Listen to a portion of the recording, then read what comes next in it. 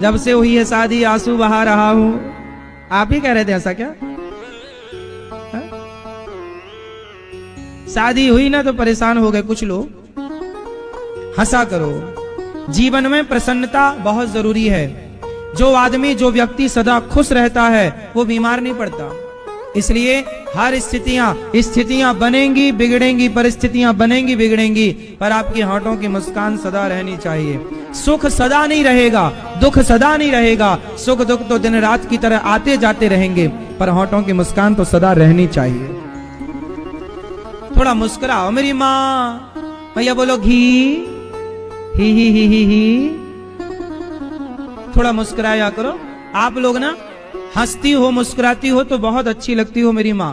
आप मेकअप कितना भी कर लो, पर मेकअप करके बंदर का मुंह बना के बैठे रहो, हाँ, उससे आप सुंदर नहीं लगेंगे। आपकी सुंदरता आपकी मुस्कान है। नेचुरल ब्यूटी जो है वो आपकी स्माइल है।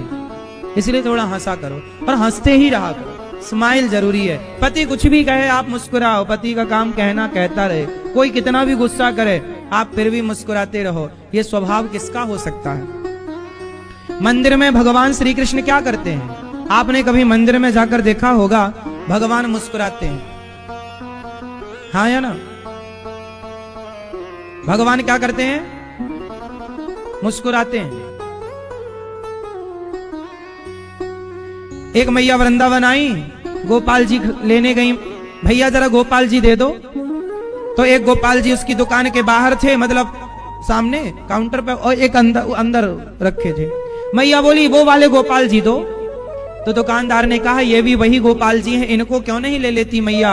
अरे भैया उनकी ना मुस्कान बढ़िया, वो ज्यादा मुस्कुरा रहे हैं। भक्त लोग भगवान भी वो पसंद करते हैं जो मुस्कुराने वाले हों। आप मंदिर बनवाएंगे और मूर्ति लेने जाएंगे ना, तो मूर्ति भी आप सेलेक्ट करते हैं कि ये नहीं, ये थोड़ा स्माइल कम है, ये थोड़ा बढ़िया, ये थोड़ा बढ़िया। तो जब भक्त को मुस्कुराता हुआ भगवान चाहिए तो भगवान की भी शर्त है, मुझे भी मुस्कुराता हुआ भक्त चाहिए, सदा खुश रहने वाला। केवल मेरी यादों में, भगवान की यादों में रो, इतना तो रोना अच्छा है, लेकिन बाकी समय प्रसन्न रहे, हमेशा हंसता रहे, मुस्कुराता रहे, खिलखिलाता रहे। इसलिए हंसते रहा करो। हाँ हंसते हंसते कट जाए रस्ते जिंदगी यूं ही। तो हंसते रहा करो, मुस्कुराते रहा करो। तो आज से मुझे को वादा करो कि आप हर समय अधिकांश प्रसन्न रहेंगे, छोटी छोटी बातों को इग्नोर करेंगे। रिश्तों को बेहतर बनाने के लिए क्या चाहिए? व्यर्थ की बातों को इग्नोर। क्या चाहिए? इग्नोर। याद रखिएगा, ये मंत्र है, इग्नोर। जो बात आपको पसंद नहीं आ रही है और पति कहे जा रहा है, इग्नोर करो। यदि उस बात पर दिमाग लगाओगी तो झगड़ा निश्चित है। कभी कभी आपको बहुत सारी चीजें इग्नोर करनी पड़ती, हाँ या ना? बोलो हाँ या ना। क्यों भाई? आप लोगों को पत्नी आपको डांट देती है, क्या करोगे? इग्नोर करना ही पड़ेगा उस बात को। आपको डांट पड़ जाती है कभी कभी कि नहीं पड़ जाती है? हाँ, तो फिर आप क्या करते हैं? उस बात को भूल जाते हैं। करना ही पड़ेगा, ऑप्शन नहीं है आपके पास। क्यों? आप भैया शादी हो गई आपकी? अभी नहीं होगी। आप जी, आपको डांट पड़ जाती है कभी कभी? हैं? कहां है इनकी धर्मपत्नी?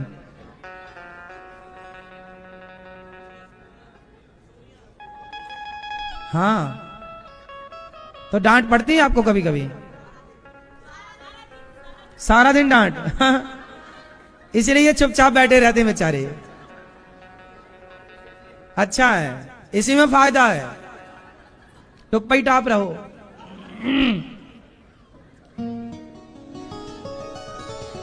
तो चुप रहना समझदारी है। चुप रहना। क्या बात बात पे झगड़ा कर ले हम? झगड़ा बात बात पे करने वाले समझदार नहीं होते। इग्नोर करो, और इग्नोर जब करेंगे ना तो आप सदा हैप्पी रहेंगे, खुश रहेंगे, है ना मैया? तो आप लोग ना थोड़ा हंसा करो, आप लोग मुस्कुराया करो। अच्छा, गुटखा खाने वाले लोग ना बेचारे कंफ्यूज रहते हैं, हम हंसें कि ना हंसें, क्योंकि हंसेंगे तो उनके बिल्कुल काले काले दांत दिख जाएंगे। तो गुटखा खाने वाले लोग ना हंसते नहीं है, और हंसते भी हैं तो ऊपर मुंह करके उनका अमृत टपक जाता है कई बार कई बार तो उनकी साइड में गिर जाता है ना, मुंह से जो टपकती रहती है लार। बहुत घिने होते हैं क्यों गुटखा खाने वाले।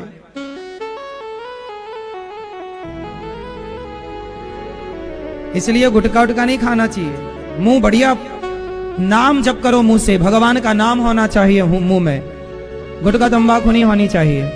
तो सुदामा भगवान श्री कृष्ण अपनी गृहस्थी वो बहुत सारी पत्नियों के लिए एक एक महल बनवाए और हर महल में भगवान हर स्त्री के संग रहते हैं। 16,108 पत्नियां हैं, तो ऐसा नहीं कि आज तुम्हारे पास है कल उसके पास, नहीं, एक साथ भगवान 16,108 रूप भी बनाते हैं और प्रत्येक पत्नी के संग 24 घंटे रहते हैं, साथ में रहते हैं। ऐसा नहीं कि आज तुम्हारे पास है तो कल नहीं, नहीं, एक साथ सबके भगवान है, कर तुम अन्यथा कर तुम। जितनी पत्नियां उतने भगवान, मतलब भगवान अनेक रूप है ना, भगवान के अनेक रूप, रूपाय विष्णवे प्रभु विष्णवे। हर रानी से 10 बेटा और 1 बेटी हुई। भगवान की बेटियां कितनी हैं? भगवान श्री कृष्ण की 16,108 तो बेटियां और 10-10 बेटे एक रानी से। अब 16,108 गुणे 10 कर लेना, इतने सारे बच्चे, इतना बड़ा परिवार है भगवान का। भगवान के पुत्र हुए प्रद्युम्न, जिनका हरण सम्रासुर ने किया। भगवान ने प्रद्युम्न जी ने सम्रासुर को मारा, रति से विवाह किया। प्रद्युम्न जी के पुत्र हुए हैं अनिरुद्ध। अनिरुद्ध कौन है? भगवान के पोते, भगवान के पोते हैं। हमारे दादाजी लगते हैं भगवान रिश्ते में, है ना मैया। तो अनिरुद्ध का विवाह ऊषा से हुआ, चित्रलेखा के माध्यम से। इसके बाद भगवान ने राजा नृग पर, राजा नृग थे जिन्होंने खूब सारी गौदान की, लेकिन किसी पाप के कारण उन्हें गिरगिट बनना पड़ा, पर गौदान किया, इसके पुण्य से उनको भगवान कृष्ण का दर्शन हुआ और उनकी सदगति हुई। मरने के पहले गौदान आप सब लोग कर लेना, है ना, क्योंकि गौदान करने वाला ही गाय की पूंछ पकड़ के वैतरणी पार करता है। कुछ काम मरने के पहले कर लेना चाहिए मस्त। तो गौदान इत्यादि आप लोगों ने कर लिया कि नहीं? कर लेना मरने के पहले। मरने के बाद बेटा करे ना करे, मरने के बाद कुछ काम बच्चों के लिए छोड़ दो, परंतु कुछ काम जीते जी कर लो। मरने के बाद ना बैठे रहना। बच्चे ना लड़ने लगते हैं आपस में। एक बाप के 2 बेटे हैं और बाप मर गया तो बड़ा कहता छोटे से, तू बाप की 13वीं कर ले, तू पिता की 13वीं कर ले, 13वीं तू कर ले, तू कर ले। मैं कई बार लेट हो जाता है मामला। बड़ा कहता छोटे से तू कर, छोटा कहता बड़े से तू कर। क्यों भैया? बाप ने सारी दौलत दे दी तो वो रख लिया, लेकिन तेरा ब्राह्मण खवाने में क्या कहते हैं? तू कर, तू कर। इसलिए भैया आप लोग अपने बच्चों के भरोसे, ठीक है, आप खुद अपनी 13वीं वेरी करके ही मरो आराम से, आखिरी में केवल मरना ही रह जाए। जीते जी 13 ब्राह्मण खवा लो, मरने के बाद 13 ढूंढोगे, मिले ना मिला, जीते जी 13 ब्राह्मण खवाओ। और 13 ब्राह्मण बढ़िया कैसे वाले? गृहस्थ ब्राह्मण, सापत्नी ब्राह्मणों का जब भोज कराया करो ना, तो ब्राह्मण को, पंडित को और पंडितानी दोनों को बुलाया करो। आइए पंडित जी आज हमारे घर प्रसाद पाइए, आज हमारा घर पवित्र कीजिए। ब्राह्मण और ब्राह्मणी, पंडित और पंडितानी दोनों आए और दोनों आपके घर भोजन करें। यदि आपके घर भोजन करते हैं ब्राह्मण, 11 ब्राह्मण, 13 ब्राह्मण, 10 ब्राह्मण, जो भी आपकी आस्था, जोड़े से जीते जी बुला के ये काम कराते रहा करो। क्या भाई पंडित जी कितना खा लेंगे? 4-10 पूड़ी खाएंगे है। वो आखिरी दिन फिर भागवत जी का जो फल है वो आपको दिया जाता है प्रसाद के रूप में। तो अभी 11 जनवरी से फिर भागवत जी की पोथी पाठ बैठेंगी। भागवत जी जरूर सुनना चाहिए। जीते जी सुन लो, मरने के बाद तो फिर सुनना ही है। बच्चे कराएं तो अच्छा है, नहीं तो बहुत सारे बच्चे तो नहीं कराते। मरने के बाद के लिए कुछ ना बैठे रहना, बस ये कह रहे हैं हम। क्यों जी? अच्छी बात है, मरने के बाद सब बैठे रहेंगे, जब मरने के बाद ही होगा। हम छोटे छोटे थे, हम बहुत छोटे से थे, हमारे गांव में एक बहुत बड़े आदमी की मृत्यु हुई। मेरे सामने की घटना है, मैं बहुत छोटा था, मतलब वो मरे थे, हम लोग खेलते थे वहां पर, सब बच्चे खेल, अब ये बच्चे देखो खेल रहे, बच्चे तो बच्चे, हम भी बच्चे थे, खेलते थे। तो वहां पर एक बूढ़े बहुत बड़े आदमी थे, मृत्यु हुई। तो उनके बेटे ने हमें बुलाया और कहा पंडित जी यहाँ आओ, हमारे गांव में हम एक ही घर के ब्राह्मण हैं। तो उन्होंने बुलाया और पिताजी जब मर गए तो उनके मरे हुए बाप के हाथ से उन्होंने 5-10 किलो गेहूं उनका हाथ लगवाया और हमें दिया, बोले घर ले जाओ। मतलब उन्होंने मरे हुए बाप के नाम से अन्नदान उन्होंने किया, जो कि उन्होंने किया। लेकिन मैं अब समझ पाया कि देखो, मरने के बाद आपके मरे हुए हाथों से टच करा के अन्नदान हो रहा है। जब आपके हाथ सलामत थे तब क्यों नहीं किए? इस दिन के लिए क्यों बैठे रहे कि जब मर जाओगे तो मरे हुए हाथों को टच कराएंगे और मरे हुए हाथों का स्पर्श करा के देंगे। इस दिन के लिए क्यों बैठे रहे ना? सही है, ये सही है। या फिर ये सही है कि जीते जी अपने हाथ से जो तुम्हारी श्रद्धा, अन्नदान करो, भूमि दान करो, बेटियों का विवाह कराओ, गैया की सेवा करो, समाज की सेवा करो, प्याऊ खुलवाओ, नदियां, तालाब पहले के लोग खुदवाते थे, अब तो तालाब की जरूरत नहीं है, प्याऊ ही लोग करवा लेते हैं। तो जो बन पाए वो काम कर लो। तेरही इत्यादि में 13 ब्राह्मण खाते हैं। सत्यनारायण भगवान की कथा रखो घर पर, बुलाओ ब्राह्मणों को, ब्राह्मण जी आओ, चरण धो ब्राह्मणों के। आजकल तो तेरही में जो विधान होता वो विधान नहीं होता। तेरही में जब ब्राह्मण बुलाए जाते हैं, और सुनो, ब्राह्मण जब भी आपके घर आए तो ब्राह्मणों को सबसे पहले चरण धुलना चाहिए। आज आप लोगों ने देखा, ये दास अनिरुद्ध ब्राह्मणों के चरण धोकर, यहाँ अष्टोत्तर होता ना, भागवत जी के पाठ होते हैं। आप लोग जो भागवत जी की पोथी पाठ कराते हैं, तो जो ब्राह्मण आते हैं, ये दास अनिरुद्ध, हम उनके चरण धो करके उनकी विधिवत पूजा आरती करते हैं। क्योंकि ब्राह्मण भगवान का रूप माना गया। भगवान खाते हैं तो जैसे माँ खाती है ना तो बच्चे के पेट में जाता है, ऐसे ब्राह्मणों का खाया हुआ भगवान के पेट में जाता है। इसलिए ब्राह्मणों को खिलाने की महिमा है। इसलिए ब्राह्मण को जगत गुरु ब्राह्मण कहा गया। इसलिए ब्राह्मणों को खिलाना चाहिए। इसलिए अनादि समय से 13 ब्राह्मणों को खिलाया जाता है। अच्छा, मरने के बाद 13 ही ब्राह्मण क्यों खवाए जाते? 13वीं ही क्यों होती है? क्योंकि कहते हैं कि जब आदमी मरता है तो मृत्यु के बाद वो जो जीव आत्मा है, जो मरा हुआ प्राणी है, वह मरने के बाद यहीं रहता है कुछ दिन। कितने दिन? लगभग 13 दिन। क्यों रहता है? यमराज जी कहते हैं कि भाई अभी 13 दिन और रुक जा, तेरा हिसाब 13 दिन बाद करेंगे। क्यों? क्योंकि तूने जो पाप या पुण्य किया है उसमें तेरी संतान जो 13वें दिन पुण्य करेगी, तेरे नाम के तेरे ब्राह्मण, गैया, कुत्ता, सबको खाना मिलता है उस दिन। तो वो जो सब खाएंगे तेरे नाम का, वो प्लस होगा तेरे पुण्य में, तो वो पुण्य भी टोटल किया जाएगा। इसलिए 13 दिन बाद उसका जो 13वीं होती है, तो 13 ब्राह्मण जब खाते हैं उसके बाद ही उस जीव का हिसाब किताब वहां चालू होता है। तो 13 ब्राह्मण का भी वो पुण्य, समाज जो खाई उसका भी पुण्य जुड़ता है। इसलिए जब आदमी मरता तो उसके नाम से पूरी समाज को लोग खवाते हैं। कुत्ता बिल्ली भी खाते हैं उस दिन, कौआ भी खाता है उस दिन। और आप लोगों को एक बात बताएं, आपकी माँ और आपके पिता जिस तिथि को मृत्यु होती है वो तारीख याद ना रखा करो मेरी माँ। आप लोग ना तारीख के चक्कर में सब गड़बड़ कर दिए हो। तिथियां होती हैं, बाप जिस दिन गए, माँ जिस दिन गई, उस दिन की तिथि याद रखो। और जब भी वो तिथि अगले साल आएगी तो उस तिथि पर आप जरूर एक दीपक जलाकर देसी घी का अपने उस मरी हुई माँ को, मरे हुए पिता को, अपने पितरों को याद करिए। और उस माँ के नाम का या पिता के नाम का या दादा के नाम का जो भी तिथि आई, उनके नाम से आप 2-4 ब्राह्मणों को, गैया को हरा चारा, ब्राह्मणों को पेट भर भोजन, या आप कच्चा राशन भी दे सकते हैं। ब्राह्मण यदि नहीं खाता कि भाई हम आपके घर नहीं खाएंगे, हम अपने हाथ से बनाकर खाएंगे, तो आपको ये जिद नहीं करनी चाहिए कि नहीं जी हम ही हमारे हाथ का खाओ। नहीं, वो ब्राह्मण श्रेष्ठ है जो अपने हाथ से बना करके खाता है। उस ब्राह्मण को फोर्स ना करो कि नहीं हमारे हाथ का खाओ, नहीं, आपके हाथ का नहीं। वो ब्राह्मण ज्यादा श्रेष्ठ है जो खुद के हाथ का खाता है।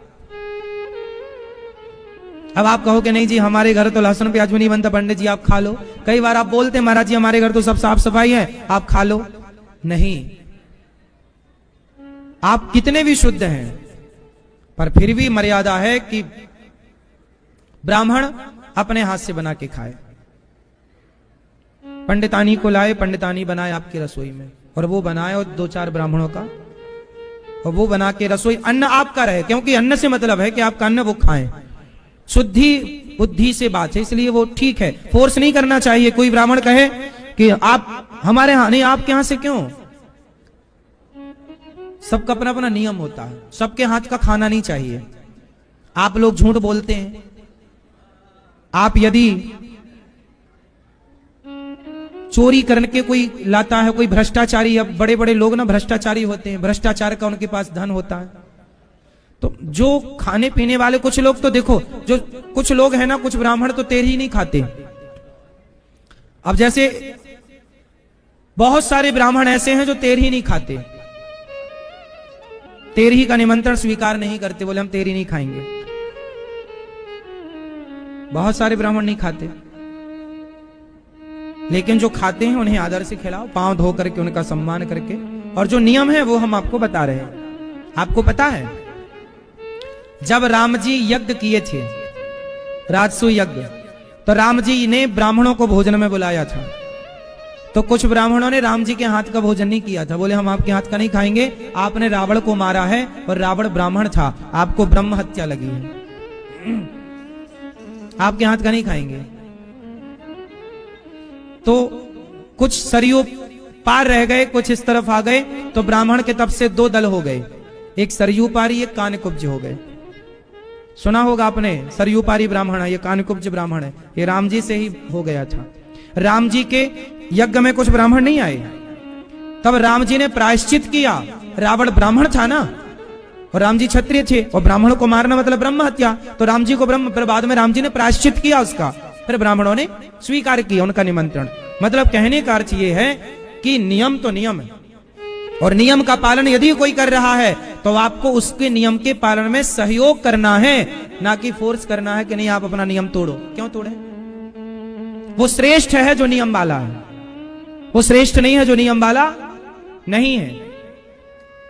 तो ब्राह्मण नियम वाला है तो वो बहुत श्रेष्ठ है, उसका ज्यादा आदर करना चाहिए, है ना मेरी माँ? इसलिए तो आप लोग जब पिता की तिथि आवे, पुण्य तिथि, तो उस तिथि पर कुछ ब्राह्मणों को बुलाकर कुछ गौशालाओं में जाकर करना चाहिए अपने पिता के लिए, माँ के लिए, दादा के लिए। इससे क्या होगा? आपके पितरों को परम गति प्राप्त होगी। हमारा धर्म करना चाहिए। अब आप कहोगे कि इनको खिलाने से उनको कैसे मिलेगा? तो जैसे माँ का खाया बच्चे को मिलता है कि नहीं? हाँ या ना? सिंपल भाषा समझो, माँ का खाया बच्चे को मिलता है, ऐसे संतों का, ब्राह्मणों का खाया पितरों को प्राप्त होता है। ये विधान है, विधि बनी है, फॉलो करना चाहिए, बस फॉलो करना चाहिए। जो हमने सुना है वो हमने आपसे कहा, जो परंपराएं बनी है। तो राजा नृग ने गौदान किया, आप भी गौदान करो, जीते जी कार्य करो। पांड्रक, काशीराज और द्विविद का भगवान ने उद्धार किया। जरासंध के जेल से 20,800 राजाओं को मुक्त किया। जेल के राजाओं ने कहा कृष्णाय वासुदेवाय हरये परमात्मने प्रणत क्लेशनाशाय गोविंदाय नमो नमः।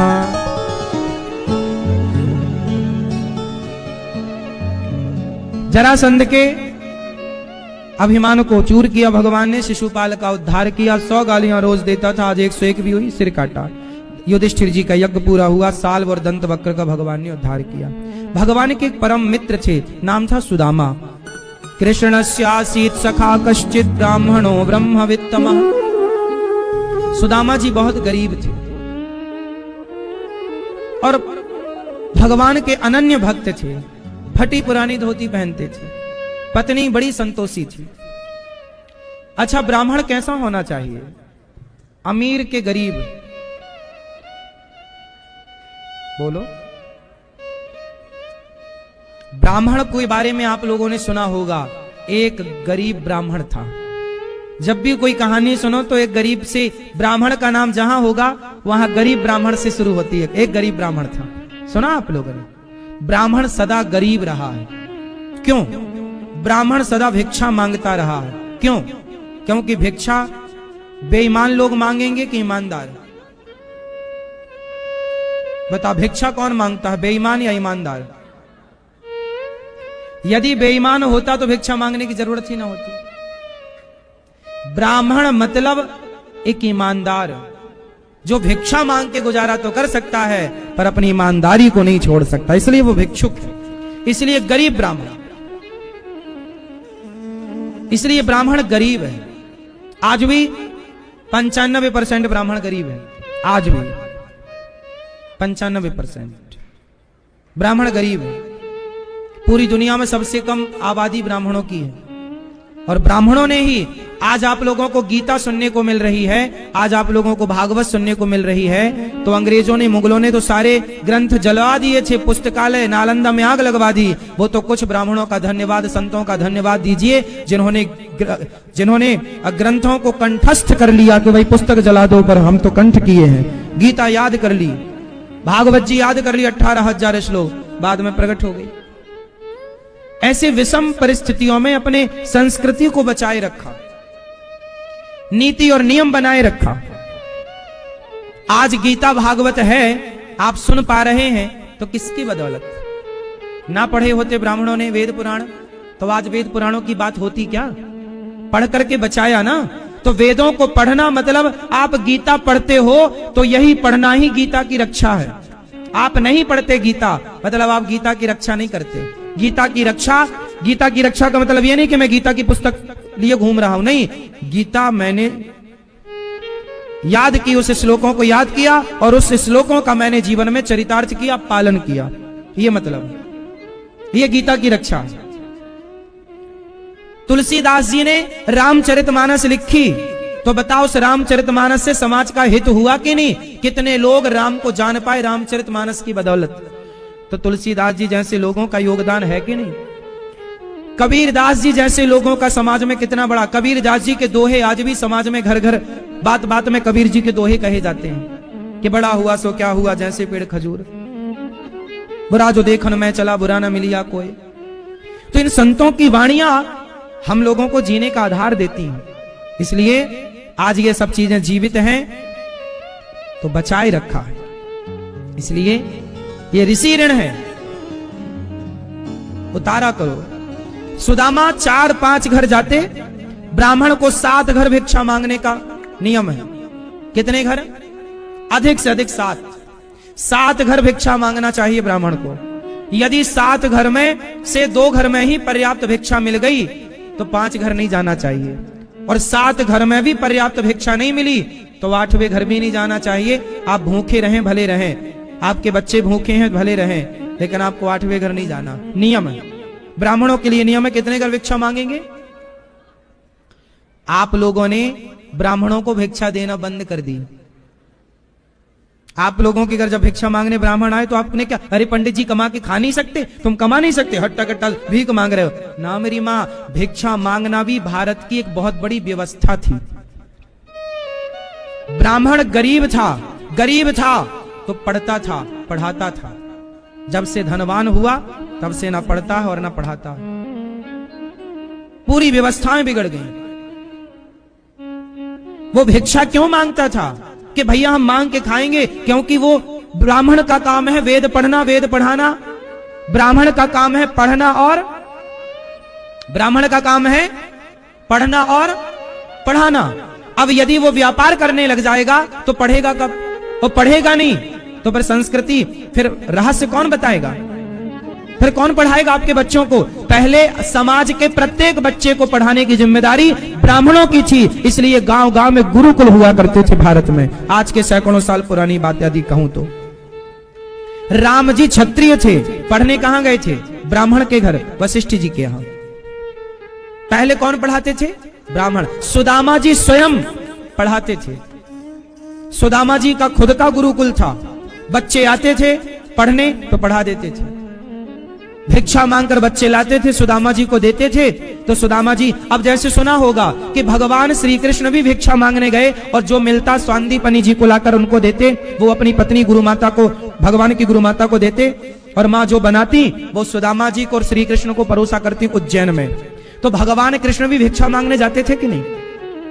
बोलो हाँ या ना? तो ये भिक्षा मांगने की परंपरा कोई आज की है क्या? इसलिए आप लोगों ने इतना बोलना स्टार्ट कर दिया, अरे भीख मांगते रहते हैं। ये व्यवस्था थी, आपके बोलने के कारण आज ब्राह्मणों ने भिक्षा मांगना छोड़ दिया। आज ब्राह्मणों ने पढ़ना लिखना छोड़ दिया और आप लोगों की तरफ बिजनेस व्यापार करने लग गए। क्या होगा? अब कोई गीता पढ़ने वाला नहीं मिलेगा। रुक जाओ 2 4 10 20 साल बाद देखना, लोग पढ़ेंगे नहीं तो फिर शास्त्रों का अर्थ का अनर्थ करेंगे, फिर गीता के मंत्रों का क्या करेंगे? वो गलत अर्थ करेंगे। अभी एक नेताजी ने अर्थ किया कि नहीं? ढोल गवार शूद्र पशु नारी सकल ताड़ना के अधिकारी। रामचरितमानस चौपाई का एक चौपाई का गलत अर्थ नेताजी ने किया, बवाल हुआ। उस नेता को यही नहीं पता कि ताड़ना शब्द का अर्थ क्या है। मैंने कई बार समझाया कथाओं में कि ताड़ना शब्द का अर्थ मारना नहीं, देखना है। अब पढ़ेगा नहीं तो भैया अर्थ तो गलत होगा। इसलिए समाज में विद्वानों की आवश्यकता है या नहीं? जोर से और जोर से। तो विद्वान कौन होगा? जो व्यापार करेगा वो, या जो भिक्षा मांगेगा वो? व्यापार करेगा तो पढ़ेगा क्यों? व्यापार करने वाले कहां पढ़ते हैं? समाज में शिक्षा होनी चाहिए और शिक्षा समय मांगती है। शिक्षा क्या मांगती है? समय। इसलिए योग्य ब्राह्मणों का आदर किया करो। आप लोगों ने सत्यनारायण भगवान की कथा करानी तक छोड़ दी, तो अब बताओ, ब्राह्मणों की भी तो पत्नी है, उनकी भी तो बच्चे हैं, उनका गुजारा कैसे होगा? उनकी तो रोटी ही सत्यनारायण भगवान की कथा से चलती है। उनकी तो रोटी ही तुम्हारे घर में जब बेटा बेटी का ब्याह होता है उसमें जो दान दक्षिणा में उसी से चलता है। आप लोगों ने वो भी कराना बंद कर दिया, उसमें भी ताने मारने, अरे पंडित जी बहुत पैसा लेते। अरे भाई, ब्राह्मण भी समाज की एक व्यवस्था है, स्वीकार क्यों नहीं करते इस बात को? ब्राह्मण नहीं होगा तो गीता कौन पढ़ेगा? कौन पढ़ाएगा? कौन फिर व्याकरण पढ़ेगा? संस्कृत कौन बोलेगा? कौन बुलवाएगा? फिर संस्कृत, आज संस्कृत लुप्त होने को आई है। यदि बचा रखा है तो ब्राह्मणों ने बचा रखा। आज दुनिया में जरा सी संस्कृत यदि है, यदि कोई संस्कृत समझने बोलने वाला है तो ब्राह्मण है। बताओ, और कौन बोल रहा है संस्कृत? भाषा लुप्त हो गई तुम्हारी बदौलत। तो भाषा लुप्त हो गई कि नहीं? वो भाषा जो देव भाषा है। फिर इसलिए ब्राह्मणों का, विद्वानों का आदर किया करो। ये व्यवस्था समझो बहुत गहराई से, बहुत बड़ी हानि होगी। आज बहुत सारे लोग ब्राह्मणों का विरोध करते हैं। क्यों करते हैं विरोध? इसलिए क्योंकि ब्राह्मण पढ़ता है, पढ़ाता है। आज भी अंग्रेजों के इतने लाते जूते खाए, अंग्रेजों ने इतना अत्याचार किया, मुगलों ने इतना अत्याचार किया, बौद्धों ने इतना अत्याचार किया, फिर भी आज वेद पुराणों की कुछ बातें होती हैं। तो किन की बदौलत होती हैं? आपने कितने अक्षर पढ़ लिए वेद पुराण के? कितने अक्षर पढ़ लिए गीता के? कितने अक्षर पढ़ लिए? बची है परंपरा तो बचाए रखो। रोटी देकर के यदि आप योगदान दे सकते हो तो रोटी देकर योगदान दो। हमें याद है हमारे गांव में ब्राह्मण भिक्षा मांगने आते थे। मैं बचपन में मैं भी भिक्षा मांगने जाता था गांव में। हमारे यहाँ इतनी गरीबी थी कि भिक्षा मांगे बिना गुजारा नहीं होता था। मैं स्वयं बचपन में भिक्षा मांगने जाता था। ब्राह्मण का कर्म है, भिक्षा का अन्न सबसे पवित्र होता है और ब्राह्मण ही भिक्षा का अधिकारी है। भिक्षा मांगे और पढ़े और पढ़ाए, हाँ या ना? इसलिए सुदामा जी भिक्षा मांगते थे और सुदामा जी गरीब थे, पत्नी सुशीला थी। कभी सुदामा से कहा उनके दोस्त ने कि यार एक राजा है, उसका गुणगान किया कर, वो बहुत पैसा देगा। सुदामा जी बोले ना, मैं कृष्ण के सिवा किसी का गुणगान नहीं गाऊंगा। अरे तू गरीब है, भूखा मर जाएगा। मर जाऊं और क्या होगा? देखो, ब्राह्मण भगवान का भक्त होता है, इसलिए मंदिरों में पुजारी ब्राह्मण को ही रखा जाता है, क्योंकि ब्राह्मण भगवान के आश्रित रहता है। भगवान की सेवा जो ब्राह्मण तरीके से कर पाएगा वो कोई नहीं कर पाएगा। कोई करे तो 1 दिन करे, 2 दिन करे। इसलिए भगवान की सेवा, पूजा की व्यवस्था, जिम्मेदारी किसे दी गई? ब्राह्मण। ये व्यवस्था है, ये व्यवस्था बनी रहे कि वो पूजा कर पाएगा। पूजा वही कर पाएगा जिसके अंदर आस्था है, और आस्था उसी के अंदर होगी जो भगवान को जानता है। जानता कैसे है कि ये कौन है? दुनिया तो मूर्ति मानती है। दुनिया तो क्या कहती है? तो पत्थर है। नालायकों के हाथ में दे दिए जाए भगवान जो पत्थर मानते हैं तो वो तो तोड़ के फेंक देंगे कि तो पत्थर है। लेकिन उस पत्थर में भी यदि आस्था की ज्योत जला रखी है तो जली है ना। आज भी मंदिर बचे हैं तो पूजा करने वाले करते हैं विधि। आज भी ठाकुर जी की 8 याम सेवा होती है कुछ मंदिरों में। सवेरे 4 बजे मंगला आरती होती है, कौन कर रहा है ये? तो परंपराएं नष्ट हो जाएंगी।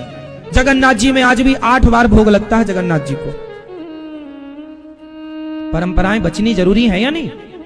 फिर इसलिए हमेशा गलत पक्ष ही ना सुना करो, एक ही पक्ष नहीं, दोनों तरफ से विचार किया करो। समाज में आप बुद्धिजीवी हैं, भिक्षा व्यवस्था थी, माना कि आज समाज में कुछ लोगों ने भिक्षा को धंधा बना लिया है, माना कि समाज में कुछ लोगों ने भिक्षा को धंधा बना लिया है, लेकिन उनके चक्कर में जो यथार्थ था वो प्रताड़ित हो गया, क्षति हो गई। आज कोई अपने बच्चे को संस्कृत नहीं पढ़ाना चाहता। आजकल ब्राह्मण भी अपने बच्चों को इंजीनियर बनाना चाहते हैं, डॉक्टर बनाना चाहते हैं। आज कोई ब्राह्मण अपने बेटे को पंडिताई नहीं पढ़ाता, पंडित नहीं बनाता। अधिकांश ब्राह्मण, क्यों? उनको लगता ब्राह्मण भूखे मर रहे हैं। आप लोग बेटी का विवाह करते हैं, करोड़ों का टेंट लगवाएंगे, 1000-1000 रुपए की थाली का आपको खर्चा ज्यादा नहीं लगता, पर पंडित जी को 3100 या 5000 रुपए वो कह दे कि भाई हमें शादी 5000 रुपए दक्षिणा देना आप, या 3100 देना, तो आपको लगता है पंडित जी तो बहुत ले रहे हैं। कौन कराएगा आपकी बेटियों का विवाह? आज जो विवाह कराने वाले ब्राह्मण हैं, यदि वो पढ़े हैं तब तो ठीक से विवाह कराते हैं, नहीं पढ़े तो? और क्यों नहीं पढ़े? क्योंकि कोई बाप क्यों पढ़ाएगा अपने बच्चे को? भूखा मारेगा क्या? आज ब्राह्मणों को संस्कृत पढ़ते हैं तो उनके माँ बाप को इस बात का डर होता है कि ये पेट भर रोटी खा पाएगा कि नहीं। सत्यनारायण भगवान की कथा भी तो नहीं सुनते अब लोग। किसी बहाने तुम्हारे घर से 1500 रुपए ब्राह्मण को प्राप्त हो जाए, उसकी रोजी रोटी चले। आप समझ रहे हैं ब्राह्मणों की? आज ना समाज में तेरा ब्राह्मण भी मिलने कठिन है तेरे ही खाने के लिए। बड़े बड़े शहरों में नहीं मिलते। इसलिए कोई आजकल अपने बच्चों को ना इंजीनियर सब बनाना चाहते, डॉक्टर बनाना, पायलट बनाना, एडवोकेट बनाना, जज। कोई अपने बच्चे को पंडित नहीं बनाना चाहता आजकल, क्योंकि समाज स्वीकार नहीं कर रही है। इसलिए व्यवस्थाएं ना बिगाड़ो, और समाज में जो व्यवस्थाएं हैं उन्हें दुरुस्त करना, जो व्यवस्थाएं बिगड़ी हैं उनको दुरुस्त करना, ये जड़ है, वेश है। चाणक्य ना होते तो चंद्रगुप्त ना होते, याद रखिएगा। ब्राह्मण राजा बनता नहीं है, ब्राह्मण राजा बनाता है। ब्राह्मण राजा बनता नहीं है, ब्राह्मण राजा बनाता है। चाणक्य राजा नहीं बने, चंद्रगुप्त को राजा बनाया। बताइए चंद्रगुप्त के पीछे चाणक्य का योगदान है या नहीं? फिर चाणक्य जैसे लोग, चाणक्य ब्राह्मण है, नंद से कहा था कि तेरे यहां घुस रहे हैं दुश्मन, पर वो सुरा सुंदरी में व्यस्त था। ब्राह्मण समाज को सचेत करता है। मैं आपको कथा सुनाया ना 7 दिन, कई बार मैंने आपको आपकी क्लास भी लगा दी, क्योंकि मेरा अधिकार है। मैं आपको सही रास्ता मैं नहीं बताऊंगा, मैं मुंह दिखाई बातें नहीं करता। मेरा धर्म है समाज को सही मार्ग दिखाना, आपको अच्छा लगे बुरा लगे, लेकिन मेरा धर्म मैं पूरा करता हूं, सही मार्ग दिखाऊंगा। सही मार्ग दिखाना मेरा काम है। और मेरे जैसे लोग समाज में होने चाहिए या नहीं होने चाहिए? तो फिर ब्राह्मण भिक्षा मांगे तो दो, और सत्यनारायण भगवान की कथा करा के ब्राह्मण का सम्मान करो, तब मेरे जैसे लोग समाज में होंगे। नहीं तो कौन पढ़ेगा? कौन पढ़ाएगा अपने बच्चों को? आज गुरुकुल लुप्त हो गए मैया। पढ़ने वाले ना बच्चे रहे, ना पढ़ाने वाले गुरुजन रहे, कम मात्रा बची है। हमारे देश में कुछ संतों ने, कुछ ऋषि मुनियों ने आज बचा रखा है संस्कृति को, बची रहने दो, उसे बढ़ाओ। सुदामा जी 4 घर से 5 घर से भिक्षा लाते, पत्नी को देते। पत्नी ने आज देखा पेट भर रोटी नहीं, बच्चे चिल्ला रहे माँ भूख लगी है, भूख लगी, भूख लगी, भूख लगी है माँ। बहुत दुखी हो गई माता सुशीला। भगवान की सबसे श्रेष्ठ भक्ति क्या है? हमने एक दिन बताया था ना, डॉक्टर कौन सी भाषा समझता है, समझाया था आप लोगों को 2nd दिन की कथा में, 1st या 2nd दिन। डॉक्टर कौन सी भाषा समझता है, आप बताओ मैया। आपको तो बताया था हमने, याद है हमें, भूल गई? रिवीजन नहीं करती हो मेरी माँ। गधा सुन के गई और वहां पकौड़ा खा के सो गई। रिवीजन किया करो मेरी माँ। कथा सुना करो तो कथा सुनने के बाद कमरे में जाकर आपस में डिस्कस किया करो, आज आपने क्या सुना, कौन सी बात अच्छी लगी। जो बात अच्छी लगी उसे एक दो बार आप कहेंगे, सुनेंगे, फिर से रिवीजन करेंगे तो वो याद हो जाएगी, वो भूलेगी नहीं। अब आप लोग सुनते तो हैं, पर यहां से उठने के बाद फिर रिवीजन कुछ नहीं होता कि आज हमने क्या सुना, कौन सी बात हमें बहुत अच्छी लगी, कोई उसका रिवीजन नहीं है, रिवाइज नहीं, तो खत्म। अब आपसे हम कल का पूछ लें, आपको कुछ नहीं पता, क्योंकि रिवीजन नहीं है। और सुनो, अच्छी बातें याद रखनी चाहिए, बुरी बातें भूल जानी चाहिए। लेकिन आप उल्टा हैं, आपकी सास ने, आपके पति ने, आपके फलाने ने कुछ कह दिया था, वो सब याद है, किसने क्या कहा था, और अनिरुद्धाचार्य ने क्या कहा सब भूल जाते हो। हमारी बातें याद रखा करो, दुनिया की बातें भूल जाया करो। पर आप हमारी बातें भूल जाते हो, दुनिया की बातें याद रखते हो, यही तो परेशानी है। अच्छी बातें याद रखो और बुरी बातें क्या भूल जाना चाहिए, अच्छी बातें भूल जानी चाहिए। डॉक्टर कौन सी भाषा समझता है, बताए थे ना, ब्लड की भाषा, खून की भाषा। डॉक्टर कौन सी भाषा समझता है? आपको कोई भी बीमारी होगी तो डॉक्टर आपका खून निकालेगा, लैब में भेजेगा, और वहां से ब्लड टेस्ट होगा, उसमें सब कुछ निकल आता है। डॉक्टर आपके ब्लड की भाषा समझता है कि आपको कौन सी बीमारी है, कौन सी होने वाली है, कौन सी हो चुकी है, कौन सा, मतलब ब्लड में, ब्लड रिपोर्ट में सब कुछ आ जाता है। क्यों जी, सही है। तो डॉक्टर को कुछ कहना नहीं है आपसे, डॉक्टर को कुछ करना नहीं है, उसने तो ब्लड निकाला, उसने चेक कराया, और सारी रिपोर्ट उसके सामने है। आपके पूरे शरीर को पढ़ लिया उसने ब्लड के माध्यम से, हाँ या ना, बोलो हाँ। डॉक्टर ने आपके पूरे शरीर को पढ़ लिया ब्लड के माध्यम से। उसी तरह